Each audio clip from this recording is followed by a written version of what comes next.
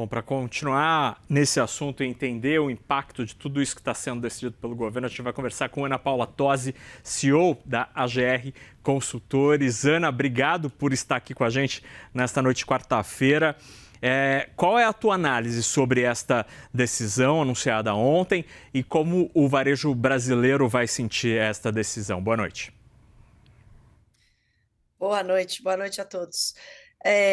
Eu acho que tem uma questão que foi colocada e que é uma verdade, é que a gente está falando muito mais de uma questão de assimetria do que de competitividade, né? O varejo brasileiro ele é competitivo, mas a hora que eu tiro a taxa das blusinhas, a hora que eu falo de tirar a taxa federal, eu estou falando aí de quase um desconto de 16%, 16,5%, sob o ponto de vista do gráfico até que você colocou, né? Isso significa que para o varejo nacional eu trago uma falta de competitividade que não tem nada a ver com produtividade, não tem nada a ver com eficiência, não tem nada a ver com a qualidade do produto, a distribuição. É literalmente uma assimetria, né? Ou seja, não vai ser bem recebido, se aprovado, não será bem recebido pelo mercado e não serão resultados positivos como o varejo gostaria que fosse, né? As plataformas, Ana, as grandes plataformas, argumentam que não houve um impacto expressivo na geração de empregos na indústria e no comércio do Brasil e não houve também um impacto expressivo em preços benéfico ao consumidor. Pelo contrário, teria havido até uma majoração nos preços. Essa leitura de quem tem interesse em aumentar suas importações para o Brasil encontra respaldo na realidade? Não encontra, porque a discussão, na verdade, não é se é a favor ou é contra o consumidor brasileiro comprar mais barato, né? A discussão é muito mais se o varejo brasileiro vai competir em questão de igualdade. Então, se eu tiro a faixa, tiro a taxa das blusinhas para os importados de até US$ 50, eu deveria fazer o mesmo para o varejo brasileiro. Então, não é mais realmente uma questão de vender ou não vender mais barato, é uma questão de igualdade de competitividade, né?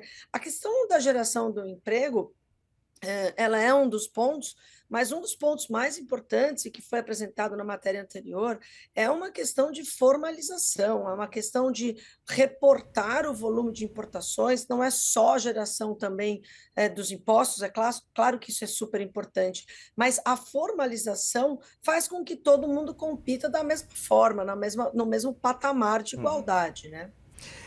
Ana, essa assimetria, ela pega mais para quem? Porque as plataformas de comércio eletrônico internacional vendem um sortimento absolutamente gigantesco de produtos, né? A gente tem de vestimento a gadgets eletrônicos, passando por qualquer tipo de coisa. Quem sofre mais do comércio brasileiro? Sem dúvida, o varejo de vestuário, o varejo de acessórios, o varejo dos itens de pequeno valor, pequeno médio valor agregado, né? E a gente também sabe, né, Naka, que assim, as plataformas elas conseguem fazer aquela divisão dos pedidos para diminuir o impacto nos US$ 50. Então, se você comprar US$ 90, você vai ver que você vai quebrar em dois pedidos de 45, de forma que você ficasse abaixo desses 50. A hora que eu volto com essa isenção, isso significa que eu volto a estimular essa prática de desdobramento de pedido para que a gente tenha pedidos pagando menos imposto, né? Então, todos os itens que são aí até US$ 50, ou os pedidos que vão girar em torno de 100, cento e poucos dólares, eles acabam sendo desmembrados e acaba que se tornam para dois pedidos abaixo de 50, ou seja, a taxa não será cobrada. Então, o impacto maior está aí.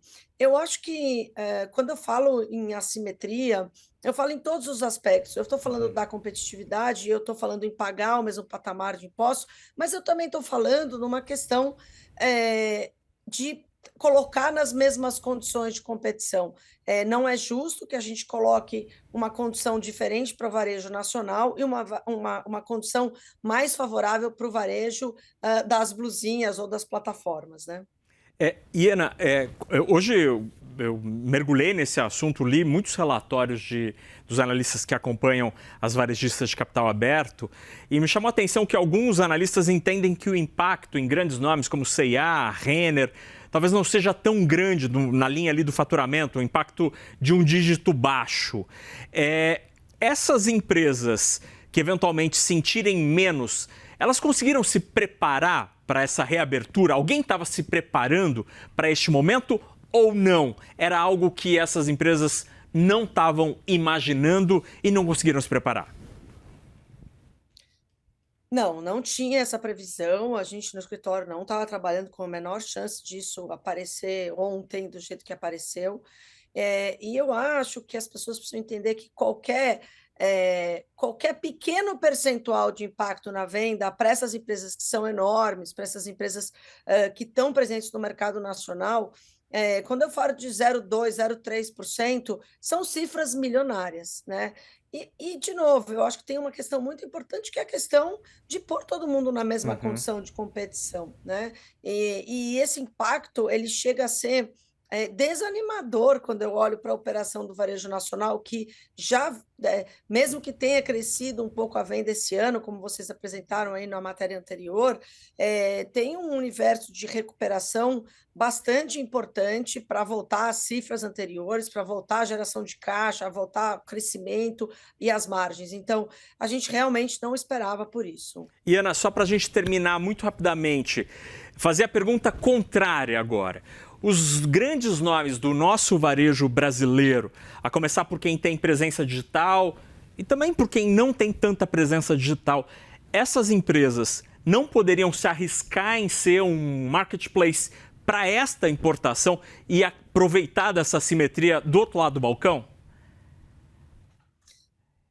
Olha, é interessante a sua pergunta, porque essa discussão ela é feita nos vários varejos, né? O que a gente fala é de criar uma condição. Essas empresas que estão com presença nacional, elas têm uma condição de loja física, de loja digital, de presença como um todo. Então, o que significa isso? Significa que a operação é estruturada para trabalhar com o omnichannel, com a integração do digital com a loja física. Não é simplesmente uma oferta mais barata por um canal digital, é muito mais que isso, né?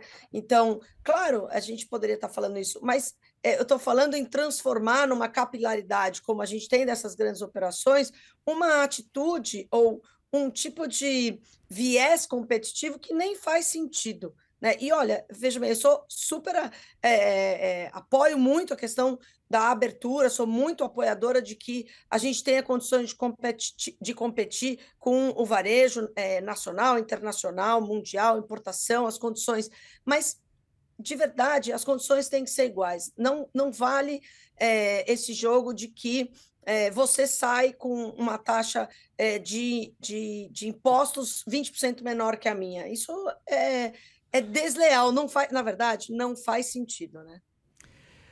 Ana Paula Tosi, CEO da GR Consultores, uma das pessoas que mais entende do varejo brasileiro. Ana, é sempre uma honra tê-la aqui para analisar este mercado e, de fato, há uma assimetria gigantesca na questão tributária a partir desta decisão. Ana, obrigado pela conversa e uma ótima noite. Muito obrigada. Até logo.